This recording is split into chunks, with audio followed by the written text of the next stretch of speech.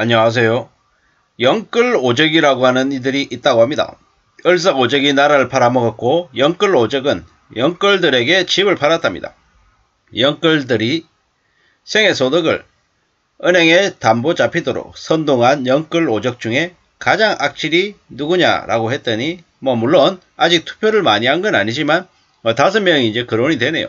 속삭이는 가스라이팅 부일남, 비아냥과 조롱의 달인 이땅우, 아직도 하락을 인정 안하는 빵숑, 구지점과 훈계의 장인 얼음곤장, 무주택은 좌파라고 얘기하는 프레임을 가진 아포유. 이 5놈이 영끌들에게 가장 돌로 초 맞아서 절로 가야 되는 그런 놈들이라고 얘기하고 있는 겁니다. 우리는 2021년 이맘때에 2022년 초에 2022년 이제 집값을 전망할 때 전문가라고 하는 놈들 10명 중에 11명 중에 10명이 오른다고 하고 1명이 안 오른다고 얘기할 정도로 미쳐있던 나라죠. 뽐뿌에 나와 있는 이 뉴스 내용, 이 내용을 좀 소개시켜 드릴까 합니다. 되게 황당한 거죠. 부동산 상승이 10명, 하락이 1명, 대선이 최대 매수다. 이렇게 얘기했는데요.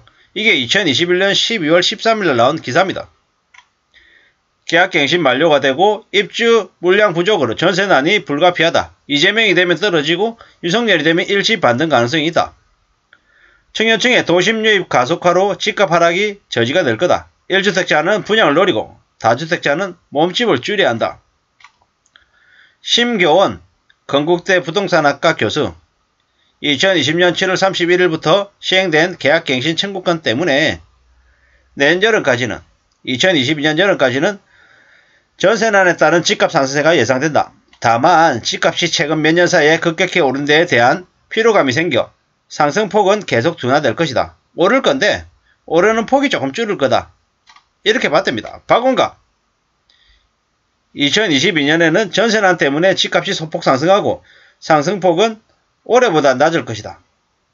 오른다라는 얘기죠. 서울 100대 아파트 임대차 계약 갱신율 77.7%.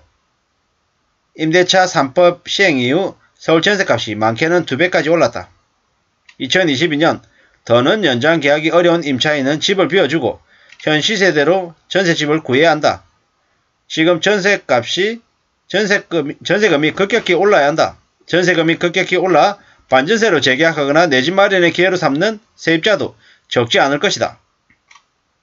입주 물량이 2022년에 21년 3만 1000 가구 대비 2만 4000 가구로 34% 감소한다.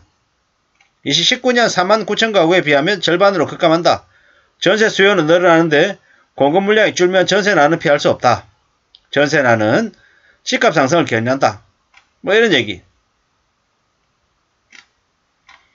권대중이라고 하는 부동산학과 교수, 집값 상승에 힘을 실었답니다. 집값 상승에. 급격히 오른 주택 가격에 따른 매수자의 부담, 대출 규제 완화, 앞으로 금리가 한 번 더 오를 수 있다는 불안감, 미국의 양적 완화가 축소로 돌아서면서 대외 경제가 부동산 시장에 영향을 주고 있다. 11월하고 12월은 비수기여서 매수자가 줄었지만 가격 하락세로 단정하기는 어렵다. 내년 상반기에는 전반적으로 가격이 상승할 것 같다. 윤지혜 부동산 124, 집값 상승 가능성이 여전하다라고 얘기했습니다. 서진영, 우상향 기조, 이은영, 단기간에 뭐라고 했습니까? 결국 오른다는 얘기인 거죠. 집값 상승. 김열매, 집값 상승. 이런 걸 보면 전부 다 뭡니까? 전문가라고 하는 놈들 전부 다 쓰레기죠. 쓰레기. 앞으로 좀 안 믿는 게 좋을 것 같다라는 겁니다.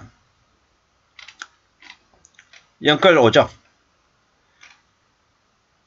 전 세계 자산시장 폭등 기간에 한국 부동산도 폭등했는데 우리나라 부동산만 문재인이 폭등시켰다고 말하려는 거 아니죠? 이러는데. 문재인이라고 하는 놈이 방치했던 잘못도 꽤 있고요. 연끌했던 놈들, 그 관련 업계 사기꾼들이 뻔뻔질했던 잘못도 있고 여러 가지 이유가 복합적인 것 같습니다. 문재인이 부동산을 전부 다 올렸다. 이렇게 얘기하는 건 조금 안 맞는 것 같습니다. 확실한 건 뭐다? 너무 많은 놈들이 너무 많은 폐악실들을 했다라는 거죠. 부동산뿐만 아니라 2022년 정권사 전망도 3,000에서 3,600으로 다양했답니다. 10개 정권 회사 중에서 3,000 이하로 전망한 곳이 하나도 없다. 전문가라고 하는 놈들이 틀리는 건 부지기수다. 자산 예측이 불가능한 이유다. 코스피도 3,500 간다. 비트코인 1억 간다.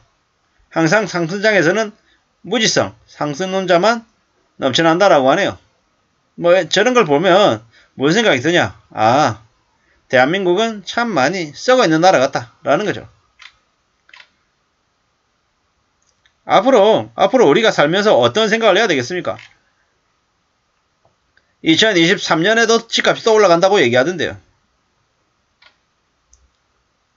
전문가라고 하는 놈들 전부 다 토건족들의 하소연이라 그들은 전부 다 그냥 씨부리는 거죠. 어처구니가 없는 거죠. 개돼지들 현혹시켜서 집 사게 만들고 더 빚지게 만들어가지고 이제 그냥 망가뜨리는 거죠. 평생 노예로 전락시켜가지고 살게 하려고 하는 게 그들의 목적이죠. 그렇기 때문에 뭐 어쩌겠습니까? 뭐 별 수 없다라는 거죠. 빠져나올 수 없다. 그들은 수십 년간 금융노예로 사는 게 이미 예정됐다라고 봐야 되는 거죠. 금리가 오르면 자산가격 하락한다. 금리가 올라도 집값 오른다라고 얘기했던 놈들. 이제 급격히 올라올 줄 몰랐다라는 거죠. 뭐 사실 봐야 되는 거죠. 뭐 앞으로도 두고 볼 일이죠. 그들이 얼마나 힘들어하고 얼마나 충격을 겪을지 말이죠. 아마 상상을 초월하는 대충격들이 벌어질 것 같습니다. 임대차산법이 전세를 올렸고 매매 가격 올린 것은 팩트라고 합니다. 뭐 그렇게 생각하는 사람도 있는 거고요. 지금은 온갖 주식 전문가들이 내년에 경기 침체로 주식이 떨어질 거라고 얘기하는데 내년 이맘때는 어떻게 돼 있을 것 같아요? 참 두고 봐야 되는 거죠. 이제 저렇게 얘기한 놈들 전부 다 이제 걸러야 되는 놈들인 거죠. 전문가로 행세하면서 돈 버는 이들 너무 많죠.